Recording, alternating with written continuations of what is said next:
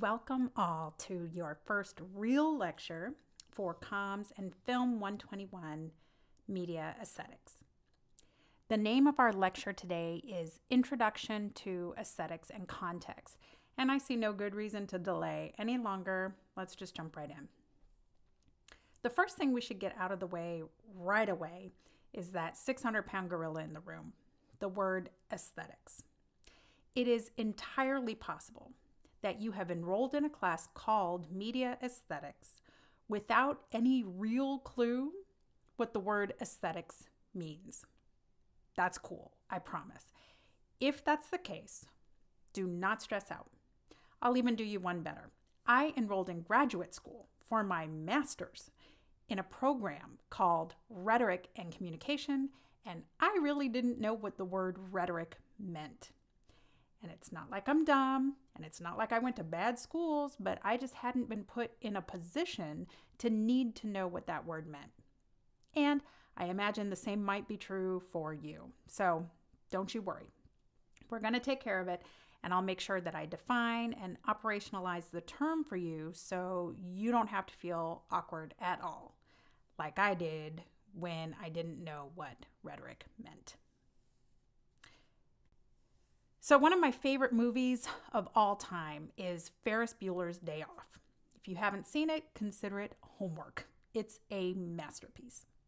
And speaking of masterpieces, there's a great scene in it that takes place at the Art Institute of Chicago, which is a famous art museum. I've linked the scene in our Canvas classroom for this week if you just want to watch the scene I'm talking about here. So at one point in the scene, one of our characters, Cameron, is having quite a moment.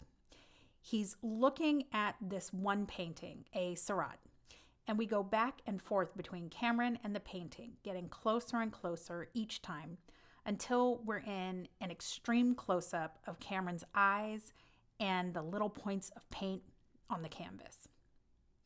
John Hughes, the legendary director, explained what he was thinking when he created this scene. He said, and I quote, "The more he looks at it, there's nothing there. He fears that the more you look at him, the less you see." This idea and the whole scene really is so beautiful to me. It's Hughes taking a relatively simple movie moment and making a comment on emotion and growing up and life in general. So the scene is beautiful to me because it speaks to what Hughes was trying to say that Cameron was feeling. But it's also beautiful to me as a media critic because, to use the words of John Hughes again, and I quote, "I always thought this painting was sort of like making a movie, the pointillist style. You don't have any idea what you've made until you step back from it. When you are close to the painting or the film or the video, whatever, you can't really see what it is. It's only when you take a step back, like a critic does, that you can see what's going on." So in this class, we're going to look at the little points of paint on the canvas, but we're also going to step back from it, see how the points of paint come together to make a message. Our perception, understanding, and appreciation of what we see when we look at media artifacts is called aesthetics. So aesthetics is a philosophical term, a concept that refers to the elements that alter or affect our perception, understanding, and appreciation of a media artifact's beauty. See what I did there? Aesthetics are why we like some things and not others. But in studying aesthetics, we have to question why it is that we like some things and not others. It's not enough to just say you like it or you don't. We have to push a bit more. We started the conversation with painting, so let's stay there for a moment. You are looking at a very famous painting, Starry Night by Vincent van Gogh. Rather, I should say, you're looking at more than a dozen starry nights. You're looking at what happens when you do a Google search for starry night. I'll circle back to why I'm showing you 20 starry nights instead of just one in a second. But for now, let's just talk about the one starry night. If you ask people if it's beautiful, a lot of people will say yes. If you ask why, though, they'll say they like the colors or they like the style. You'll probably get quite a few non-specific answers. I just like it.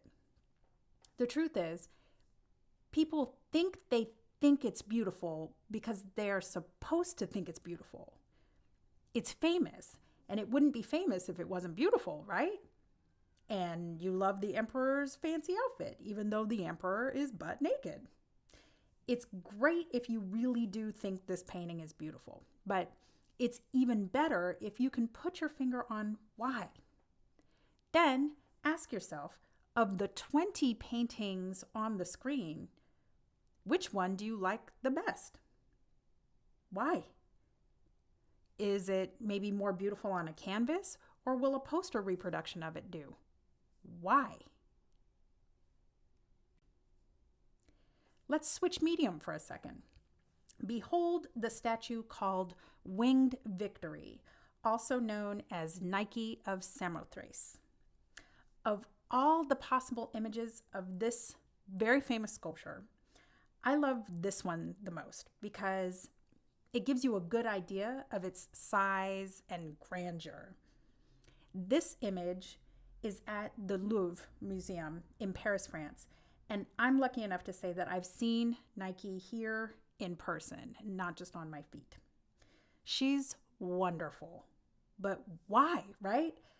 Well, I've already said that I think she's beautiful because she's huge, and I dig things that are really big or really tiny, kind of for the novelty of it. I love that she's old. This sculpture dates back to the 2nd century BC, so she's seen a lot. Actually, I shouldn't say that she's seen a lot because she does not have eyes, nor does she have a head in which her eyes would sit. So there is that. And she doesn't have her arms either. But for some reason, it doesn't bother me one bit that she's missing some body parts. Should it? Would she be more beautiful if she had her head and arms? We don't know the name of the person who sculpted her. Does that make her more or less beautiful? Would she be just as beautiful as a little plastic keychain that I tossed into the bottom of my bag? My gut says no, but why? One more medium to explore. As I mentioned in my introduction collage, I went to Stanford University for college, and this building is on the Stanford campus. It's Memorial Church. I think objectively it's a good-looking building, but when you know its history, I think it really comes into its full beauty. So, story time. All right, you might already know the story of how Stanford University came to be, but in case you don't, here's the Cliff Notes. Leland Stanford was the governor of California, and he and his wife Jane had been married for 18 years before along came little Leland. He was their only child and the light of their lives, but when they were on a trip in Europe, Leland Jr. caught typhoid and he passed away in 1884. The Stanfords decided then to take their fortune and all of the love that they had hoped to give to their son, and they gave it to the children of California instead. By 1891, they created a university as a memorial to their son, and they named it after him, Leland Stanford Jr. University. Some people ask what a junior university is, but that's not a thing. It is not a junior university. It's a university named after Junior. Anyway, Things were cracking along at the university when, just 2 short years later, Leland Sr. passed away. But Jane had no intentions of taking her foot off the gas, and she built this church on campus as a memorial to her beloved husband, on the campus that was a memorial to her son. Legend has it that Jane was obsessed with the building of the church, and she would walk down to the construction site in her big fluffy dresses, and she'd climb up on the scaffolding to get a closer look, just to make sure everything was as it was supposed to be. And she did all of that in love. So now that you know more about what you're looking at, is the church more beautiful? Maybe. But has your appreciation or perception or understanding of it changed? Probably. And that's aesthetics. Let's take a quick second to talk about aesthetics in general. It's important that we recognize that aesthetic experiences are part of everyday life. You are constantly making aesthetic decisions. How about when you're driving on the freeway and the person in the lane next to you is matching your speed? That feels so wrong and annoying, right? That's an aesthetic reaction. What about when you and your friends are posing for a picture? So whenever you say, okay, Carl should get in the middle because he's the tallest, and let's all wear our sunglasses, you are making aesthetic decisions. When you freak out because the moon is low in the sky, which is making it look huge, that's aesthetics. It's not any bigger on the horizon than it is when it's high in the sky. It's just that there aren't any structures to use as references when it's high in the sky. So it appears smaller up there, but it's not. But we love that low, full, fat moon, don't we? It's what makes this iconic moment from E.T. the Extraterrestrial so lovely and so memorable. The moon is sitting there giving us all kinds of unreal largeness, and Elliot and E.T. look so small and vulnerable and improbable against that monster of a moon. We just want to root for them more and more because they seem so small. We can also see in this example from E.T. how art uses life as the inspiration for its creation. It's not hard for us to imagine Steven Spielberg looking up into the sky as a kid and feeling in awe about the moon and the stars and space in general. Maybe he saw a bird fly across the night sky right in front of a low, fat, full moon. And maybe years later, when he was making E.T., he remembered that moment and he used it to create the artistry in this moment in the film. Art uses life. However, life itself is not art. You might want to fight me on this one, I understand. But look, the moon itself is not art, unless you're talking about a divine artist, which is a conversation for another time and probably another class. But if we're talking about human artists, then the moon is not art. But a painting of the moon is art because the painter interprets the moon through paint. A sculpture of the moon is still an interpretation. So is a photograph, interpreted through the camera. Life has to pass through a human interpreter. What comes out on the other side is art. And aesthetics come in to make it better art, more beautiful art. I'd like us to go back to our earlier conversation about perception, understanding, and appreciation. When we play around with aesthetics, we change the way people perceive, understand, and appreciate what we show them. We make it lighter, and people perceive it as happier. We tilt the frame a little bit, and people understand that the mood has changed. Maybe it's a little less certain, less stable. We add a soundtrack, people appreciate it more. How does this happen? It all boils down to context. Media audiences do not come to the viewing experience as blank slates. Every person has a history, thoughts, ideas, likes, dislikes, knowledge, bias.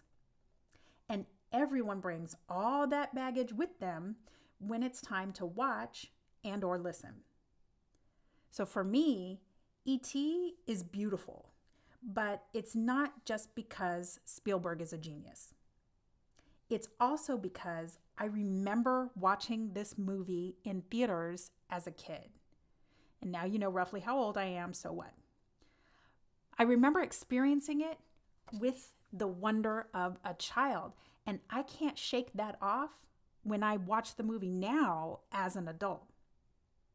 It makes a difference in how I perceive, understand, and appreciate a movie or a television show. Let's look at another example to really make my point. You might remember a little show called Sex and the City. It premiered on HBO in 1998, back when cable original content was barely even recognized. Quick side note, a cable original show didn't win the Emmy for Outstanding Drama Series until 2004 with The Sopranos. Anyway, back to Sex and the City. So the show was about 4 friends living in New York. New York is the city mentioned in the name of the show. So the title card that you see here is the one that was used in the show's last 2.5 seasons. The original title card, the one used from 1998 to 2001, is a little different. For me, the difference takes my breath away. But in case it's not obvious to you, the big difference is that the World Trade Center featured prominently in the original title card, and it was painfully, clearly absent in the later version. They had no choice but to change their credit sequence, as did other New York-based shows like Law and Order, because even seeing the towers on screen was too much for audiences. Now, so many years later, seeing the old title card fills many of us with nostalgia and sadness, and we have a different perception and appreciation for the media that show us who we were back then. You may not think of this show as beautiful per se, but there is something about context that gives it a beauty. So, aesthetics are always affected by context. Absolutely. The human experience is all about context. As we move forward this semester and examine these media artifacts, we have to consider context at every step. When was this film made? What is the historical significance? What situations might have influenced the intentions of the creative team? What viewing circumstances were impacting the audience? Here's another 9/11 related example. So I loved the TV show 24, starring Kiefer Sutherland as Jack Bauer, who, by the way, I love so much that I have an action figure of Jack Bauer kicking in a door. If you're not familiar, that's more homework for you. You need to get up on your Ferris Bueller and your Jack Bauer. The show had a brilliant concept. Each season took place over the course of one day, and each episode was 1 hour in that day. So at the end of the season, you had 24 episodes and 24 hours. Genius. Anyway, the show was about Jack Bauer, who you see here, who worked as an agent for the Counterterrorism Unit, or CTU. So the show was set to premiere in October of 2001, but almost all of the networks pushed back their fall premieres as a result of 9/11. What's crazy is that the show's pilot had a scene in it with a plane that exploded. So when 9/11 happened, the show's creative team went back in and took out all of the plane explosion related material. Then, when the show did premiere in November of 2001, it had an audience with a whole new batch of context with which to view this show about terrorism. I can't say enough about the importance of context, and we will come back to this idea frequently in this course. I should mention that as we go down this rabbit hole, we are going to be looking at the very finest points of media. We are going to be isolating certain aesthetic elements like color, for example, and we'll do so because isolating them is the best way to understand them. But it's important for you to always remember that these elements do not work in isolation. They work in concert. So we can pull out one element to talk about it, but we would be mistaken if we thought that one element can fulfill its function without the rest of the team getting involved. Okay, so that's about it for this lecture. Let's talk about your question for the discussion forum. If you remember, you have 13 chances over the course of the term, lucky 13, to answer the discussion questions. You have to answer at least 10 of these questions. You may answer more, but you may not answer fewer without a loss of points. So if you choose to have this week be one of the 10 times you answer the question, you would go into this week's forum and post your answer there.